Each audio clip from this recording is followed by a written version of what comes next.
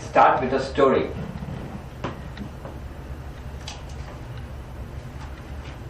Recently I read this story in one of Alan Watts' books. Alan Watts was a philosopher, writer, British, and he settled down in the Bay Area in America, in San Francisco. And his books were quite popular at one time. He was very humorous. So at one place he says, if religion is the opium of the masses, then I must say that the Hindus have the inside dope. Now, he says, this whole game of life, what's going on here, it can be explained from a Vedantic perspective.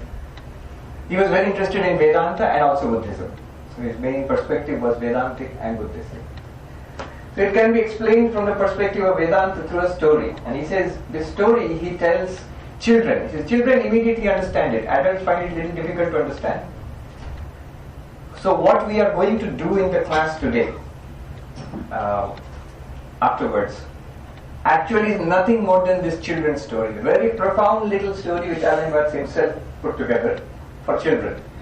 So I'll tell you the story as he told it to children. And then I'll tell you as it is told to adults, as Vidyaranya is saying in the Panchadashi book. But basically it's the same story. And I think the story for the children is perhaps even better than the entire Vedantic philosophy which we will read. The story goes like this. God only existed. It's only God, nothing else. And after some time, naturally, poor God got lonely. Nothing to do alone. What to do? And he decided to entertain himself, he decided to play hide and seek. But whom will he play with? Because there is only God, nobody else. You need somebody to play with. So what God decided to do was, he needed playmates to play with. Where will he find playmates? So what God decided to do was, God pretended to be not God. God pretended to be not God. What did he pretend to be? He pretended to be him and her and you and me, not God.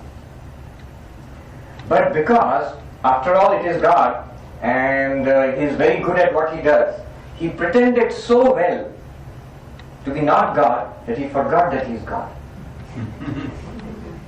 And the game of hide and seek became a very serious thing, no longer a game.